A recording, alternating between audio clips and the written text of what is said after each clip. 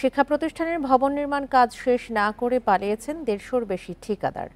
অভিযোগ রয়েছে দুর্নীতিবাজ প্রকৌশলীদের সাথে যোগসাজশে তোলা হয়েছে বিল।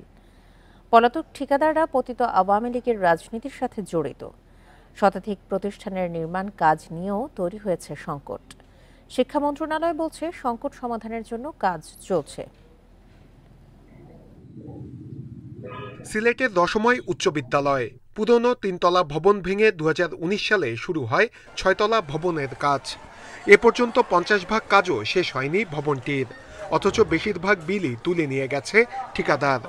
আর ৫ আগস্ট ছাত্র জনতার গণঅভ্যুত্থানে হাসিনা সরকারের পতনের পর এখন ঠিকাদারও পলাতক। বড় বড় ক্লাসগুলোর মধ্যে হার্ডবোর্ড দিয়ে পার্টিশন দিয়ে আমরা ক্লাস চালাচ্ছি, কারণ ২০ সাল থেকে শুরু করে আজকে প্রায় ২৫। আমরা এখনও জানি না কবে যে বিল্ডিং আমাদের সমাপ্ত হবে। একই অবস্থা দক্ষিণ সুরমার লালাবাজার ফাজিল মাদ্রাসা ভবনের। ৪তলা ভবনের মাত্র ৩ তলায় ঢালাই কাজ শেষ করেই পালিয়েছে ঠিকাদার প্রতিষ্ঠান। আমরা ঠিকাদারকে অনেক অনুনয় বিনয় করে ৩ তলার ছাদ পর্যন্ত করেছিলাম সম্পন্ন, কিন্তু এরপরে বাকি কাজটুকু না হয় আমাদের ক্লাসরুমে ছাত্রছাত্রীদের সুষ্ঠু লেখাপড়া বিঘ্ন সৃষ্টি হচ্ছে। একই অবস্থা সারা দেশে অনেক শিক্ষা প্রতিষ্ঠানেই। দুর্নীতিবাজ প্রকৌশলীদের সাথে যোগসাজশে কাজ শেষ না করেই বিল তুলেছে ঠিকাদাররা। শিক্ষা প্রকৌশলের তথ্য অনুযায়ী ১৫০ শতাধিক ঠিকাদার পলাতক রয়েছে, যারা পতিত আওয়ামী লীগের রাজনীতির সাথে জড়িত ছিল। শিক্ষা প্রকৌশল অধিদপ্তর বলছে ঠিকাদারি প্রতিষ্ঠানে চিঠি দেওয়া হচ্ছে, অনেক প্রতিষ্ঠান কাজও শুরু করেছে।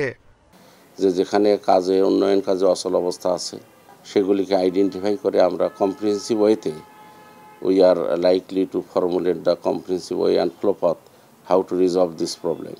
কাজের আগেই বিল দেয়া কর্মকর্তাদের বিরুদ্ধে ব্যবস্থার কথা জানিয়েছে শিক্ষা মন্ত্রণালয়। এটা শুধু শিক্ষা প্রকৌশল মন্ত্রণালয় না, এটা আমি পরিকল্পনার মন্ত্রণালয়ে দেখেছি অনেক প্রকল্পে এই ধরনের স্থবিরতা আছে এবং দুর্নীতির কারণে এগুলো বন্ধ হয়ে যাচ্ছে। ৫ আগস্টের পর অনিয়মের দায়ে শিক্ষা প্রকৌশল অধিদপ্তরের ৩ জন প্রকৌশলীকে ওএসডি করেছে মন্ত্রণালয়। শিক্ষা প্রকৌশলের অনেক কর্মকর্তার বিরুদ্ধে নানা অনিয়মের অভিযোগ রয়েছে। সংশ্লিষ্টরা বলছেন শিক্ষা খাতে স্বচ্ছতা নিশ্চিত করতে হলে এসব কর্মকর্তার বিরুদ্ধে দৃষ্টান্তমূলক শাস্তির ব্যবস্থা নিতে হবে। নূরে আলম, ইন্ডিপেন্ডেন্ট নিউজ, ঢাকা।